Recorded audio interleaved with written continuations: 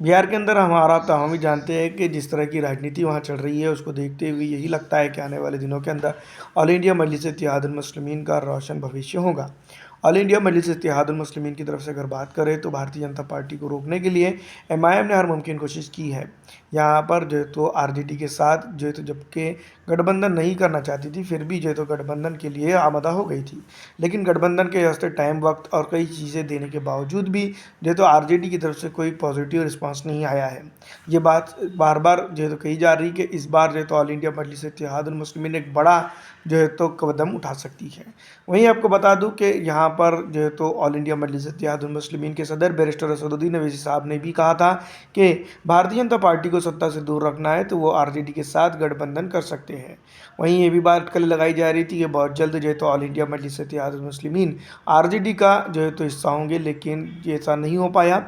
अब दोस्तों सीधी तौर पर ये बात सामने निकल कर आ चुकी है। आमोर बैसा के विधायक वो ऑल इंडिया मजलिस इत्तेहादुल मुस्लिमीन के प्रदेश अध्यक्ष जनाब अख्तर उल ईमान साहब ने बात पूरी तरह से साफ कर दी है कि इस बार विधानसभा चुनाव के अंदर वो किसी के साथ गठबंधन नहीं करेंगे और सीधी तौर पर ये बात कह दी है कि अपना वक्त हमारा ज़ाय हो रहा है।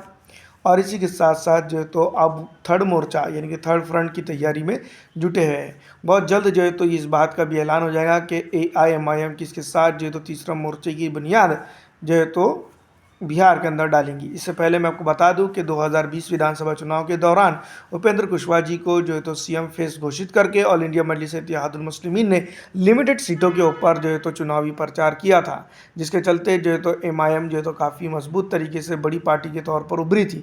लेकिन दोस्तों जिस तरह के हालात और जिस तरह की चीज़ें हुई, उसके बाद ऑल इंडिया मजलिस इत्तेहादुल मुस्लिमीन के पास से 4 विधायक जा चुके हैं। वैसे मैं आपको बता दूं कि ऑल इंडिया मजलिस इत्तेहादुल मुस्लिमीन की पकड़ इन दिनों सीमांचल के 24 सीटों के ऊपर काफ़ी मजबूत बताई जा रही हैं और कहीं कितने बड़े धुरंधर हो क्यों ना हो, उनको हराने का दमखम ऑल इंडिया मजलिस इत्तेहादुल मुस्लिमीन सीमांचल के अंदर रखती है। इसी ज़िम्मन में मैं आपको बता दूं कि जिस तरह से अख्तर उल ईमान साहब लगातार ये बात कहते हुए नजर आ रहे थे कि गठबंधन होगा, लेकिन ऐसा कोई होता हुआ नज़र नहीं आ रहा है, जिसके चलते अब अख्तर उल ईमान साहब की तरफ से जो एआईएमआईएम के प्रदेश अध्यक्ष एवं जो है तो बिहार मोर मैसा के विधायक भी हैं, उन्होंने साफ तौर पर कह दिया है कि अब जो है तो उनका थर्ड फ्रंट बनाने का इरादा हो चुका है। देखना ये होगा कि थर्ड फ्रंट में कौन जुड़ता है। लेकिन फिलहाल दोस्तों मैं आपको बता दूं, जिस तरह से थर्ड फ्रंट की सुगबुगाहट बिहार में चल रही है, उसको लेकर यही बात सामने आ रही है कि कई एक बड़े महासपर जो तो एमआईएम मजबूत तरीके से उभरते हुए बिहार के अंदर नजर आ रही है। देखना ये होगा कि असदुद्दीन अवैसी साहब की इसके ऊपर क्या प्रतिक्रिया रहती है। फिलहाल इस वीडियो में इतनी अच्छी लगने पर लाइक और ज़्यादा से ज़्यादा दूसरों तक शेयर कर दीजिएगा। वीडियो देखने के लिए आपका शुक्रिया। आपका दिन अच्छा रहे।